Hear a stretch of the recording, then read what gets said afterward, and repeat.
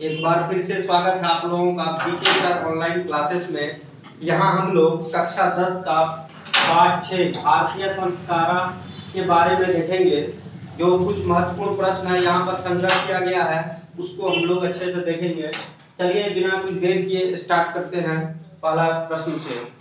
पहला प्रश्न है कि संस्कारों की कुल संख्या कितनी है। तो संस्कारों की कुल संख्या 16 होती है। 16 संस्कार कहा जाता है। इसको संस्कृत में षोडश लिखा जाता है।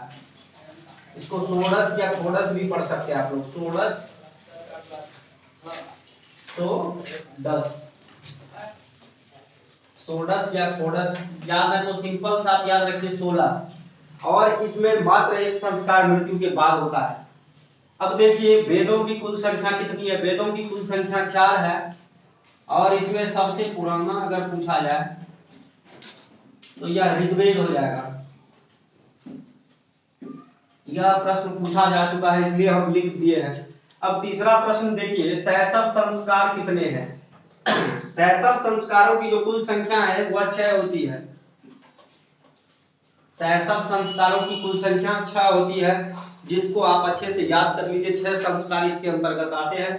अगर चैप्टर को अच्छे से पढ़िएगा तो 6 का नाम आ जाएगा। बहुत बड़ा वीडियो बन जाएगा इसलिए हम यह प्रश्न जो पूछता है 6 ये सिर्फ लिख दिए हैं। अब देखिए चौथा पाणिग्रह संस्कार। पाणिग्रह किस संस्कार में होता है। तो पाणिग्रह जो होता है यह आपको विवाह संस्कार में होता है। विवाह जो होता है उसमें एक विधि होती है पाणिग्रहण, जिसमें पाणिग्रहण में जो वधू पक्ष होता है वह वर पक्ष को कन्यादान करने के पाणिग्रहण होता है। अब देखिए पांचवा सप्तपदी संस्कार कब होता है। तो यह भी विवाह में होता है। सप्तपदी संस्कार देखे होंगे 7 फेरा जो होता है उसी को सप्तपदी कहा जाता है। सप्तपदी संस्कार विवाह में ही संपन्न किया जाता है।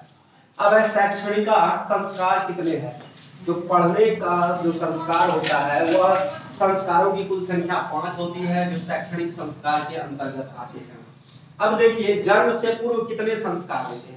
तो जन्म से पूर्व भी बहुत सारे संस्कार होते हैं जिनका ज्ञान बहुत कमों को होता है, लेकिन कुल जन्म से पूर्व संस्कारों की संख्या 3 होती है, जिसमें आप लोगों ने एक संस्कार का नाम सुना होगा जिसको गोद भराई बोला जाता है। यह भी 3 में से ही एक है। जन्म से पूर्व 3 संस्कार होते हैं। पुंसवसन संस्कार कब होता है। तो पुंसवसन संस्कार यह भी जन्म से पूर्व ही होता है। जन्म से पूर्व क्या याद कर लीजिए आप लोग, जन्म से पूर्व होता है। 9वां संस्कार है क्या। 9वां संस्कार है केशांत संस्कार कब होता है। तो 9वां संस्कार जो केशांत संस्कार होता है गुरु गृह में। मतलब अगर गुरु के यहाँ जाते हैं हम लोग शिक्षा, पहले गुरुकुल पद्धति के माध्यम से पढ़ाई होती थी जिसमें गुरु के यहाँ जाकर पढ़ा जाता था। उस दौरान जो है बालक का सिर मुड़वा दिया जाता था, इसीलिए केशांत संस्कार उसे कहा जाता है। अब देखिए 10वां है वारदान संस्कार। वारदान किस संस्कार में होता है। तो यह भी विवाह संस्कार होगा। विवाह संस्कार के अंतर्गत ही वारदान आता है।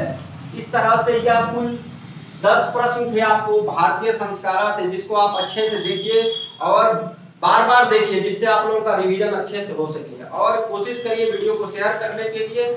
और अगर आपको यह वीडियो पसंद आता है तो आप इस चैनल को सब्सक्राइब करिए। फिर पुनः मिलते हैं हम अगले सीरीज को लेकर के। धन्यवाद।